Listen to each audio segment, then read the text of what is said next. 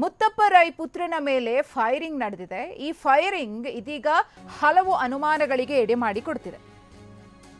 ನಿನ್ನೆ ರಾತ್ರಿ ಆದಂತಹ ಘಟನೆ, ರಿಕ್ಕಿ ರೈ ಮೇಲೆ ಫೈರಿಂಗ್ ಆದಂತಹ ಪ್ರಕರಣ ಸಾಕಷ್ಟು ಅನುಮಾನಗಳಿಗೆ ಎಡೆ ಮಾಡಿಕೊಡ್ತಿದೆ. ಅನುಮಾನ 1, ದೂರು ನೀಡಲು ರಿಕ್ಕಿ ಮತ್ತು ಆಪ್ತರಿಂದ ಹಿಂದೇಟು. ಅನುಮಾನ 2, ರಾತ್ರಿ ಘಟನೆ ನಡೆದಿದ್ರು, ಬೆಳಿಗ್ಗೆ ಬಂದು ದೂರು ಕೊಟ್ಟಿದ್ದು ಯಾಕೆ ಅನ್ನೋ ಪ್ರಶ್ನೆ. ಹಾಗೆಯೇ ಸುಮೋಟೋ ಕೇಸ್ ದಾಖಲಿಸಲು ಮುಂದಾಗ್ತಾ ಇದ್ದಂತೆ ದೂರನ್ನ ಕೊಡುವುದಕ್ಕೆ ನಿರ್ಧರಿಸಿದ್ದು. ಅನುಮಾನ 4, ಪರ್ಸ್ಗಾಗಿ ಮತ್ತೆ ಬಿಡದಿ ಮನೆಗೆ ಹೋಗಿತ್ತು. ಹಾಗೆಯೇ ಬಿಡದಿ ಸೇತುವೆ ಬಳಿ ರಿಕ್ಕಿ ರೈಗೆ ಕರೆ ಬಂದ ಮಾಹಿತಿ ಸಿಕ್ಕಿದೆ. ಮನೆಗೆ ಬಂದ ಮೇಲೆ ರಿಕ್ಕಿಗೆ ಮತ್ತೊಂದು ಕರೆ ಬಂದಿದೆ. ರಿಕ್ಕಿಗೆ ಆ ಸಮಯದಲ್ಲಿ ಕಾಲ್ ಮಾಡಿದ್ದು ಯಾರು ಅನ್ನೋ ಪ್ರಶ್ನೆ. ರಿಕ್ಕಿ ರೈಗೆ ಬಂದಂತಹ 2 ಕರೆಗಳು ಇದೀಗ ಅನುಮಾನಕ್ಕೆ ಎಡೆ ಮಾಡಿಕೊಟ್ಟಿದೆ. ಇನ್ನು ರಿಕ್ಕಿ ರೈ ಕಾರು ಚಾಲಕ ಈಗಾಗಲೇ ದೂರನ್ನ ನೀಡಿದ್ದಾರೆ. ಪೊಲೀಸರು ಕೂಡ ಪ್ರಕರಣವನ್ನು ದಾಖಲಿಸಿಕೊಂಡು ಎಲ್ಲ ಆಯಾಮಗಳಲ್ಲೂ ಕೂಡ ತನಿಖೆಯನ್ನು ಮಾಡ್ತಿದ್ದಾರೆ. ಒಂದಷ್ಟು ಮಂದಿ ಮೇಲೆ, ಅಂದರೆ 3 ಮಂದಿಯ ಮೇಲೆ ಇದೀಗ ಅನುಮಾನವನ್ನು ವ್ಯಕ್ತಪಡಿಸಲಾಗಿದೆ.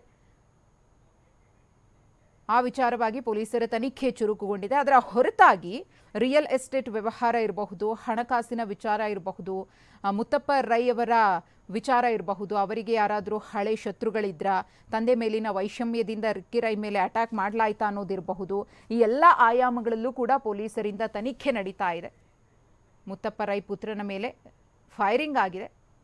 ಪಕ್ಕಾ ಪ್ಲ್ಯಾನ್ ಮಾಡಿ ರಿಕ್ಕಿ ರೈಯನ್ನು ಕಳೆದ ರಾತ್ರಿ ಟಾರ್ಗೆಟ್ ಮಾಡಲಾಯಿತು.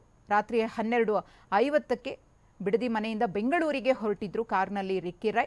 ಈ ಸಂದರ್ಭದಲ್ಲಿ ಅವರು ಹೊರಗಡೆ ಬರ್ತಾ ಇದ್ದ ಹಾಗೆಯೇ ಅವರ ಕಾರ್ ಮೇಲೆ ಫೈರಿಂಗನ್ನು ಮಾಡೋದಕ್ಕೆ ಶುರು ಮಾಡ್ತಾರೆ. ಇದರಿಂದ ರಿಕ್ಕಿ ರೈ ಭುಜಕ್ಕೆ ಮತ್ತು ಮೂಗಿಗೆ ಗಾಯವಾಗಿದೆ. ಸದ್ಯ ಪ್ರಾಣಾಪಾಯದಿಂದ ಅವರು ಪಾರಾಗಿದ್ದಾರೆ. ಇನ್ನು ಘಟನೆಗೆ ಸಂಬಂಧಪಟ್ಟಂತೆ ರಾಮನಗರ ಎಸ್ಪಿ ಶ್ರೀನಿವಾಸ್ ಗೌಡ ಅವರು ಮಾಹಿತಿ ಕೊಟ್ಟಿದ್ದಾರೆ. ಏನು ಹೇಳಿದ್ದಾರೆ ನೋಡೋಣ.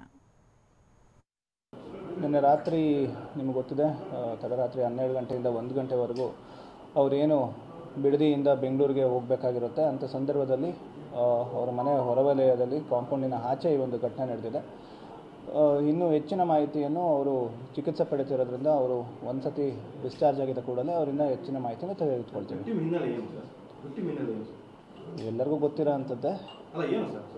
ಸದ್ಯಕ್ಕೆ ಅವರು ಏನು ಹೊರದೇಶದಲ್ಲಿ ಇರ್ತಾರೆ, ಇಲ್ಲಿ ಅವ್ರದ್ದು ಒಂದು ಖಾಸಗಿ ಒಂದು ದೂರಿರುತ್ತೆ, ಅದನ್ನ ಕೋರ್ಟ್ ಮ್ಯಾಟರ್ಸ್ನ ಅಟೆಂಡ್ ಮಾಡೋಕ್ಕೆ ಬಂದಿದ್ದಾರೆ ಅಂತ ಒಂದು ಮಾಹಿತಿ ಇದೆ. ಅವರು ಅದನ್ನು ಏನು ಫರ್ದರ್ ಆ ಕೋರ್ಟ್ ಮ್ಯಾಟರ್ಸ್ಗಳಿಗೋಸ್ಕರ ಬಂದಿದ್ದೀನಿ, ಆ ಟೈಮಲ್ಲಿ ಈ ಘಟನೆ ನಡೆದಿದೆ ಅಂತ ಅವರು ಹೇಳಿದ್ದಾರೆ. ನಾವು ಫರ್ದರ್ ತನಿಖೆಯನ್ನು ಮುಂದುವರಿಸ್ತೀವಿ.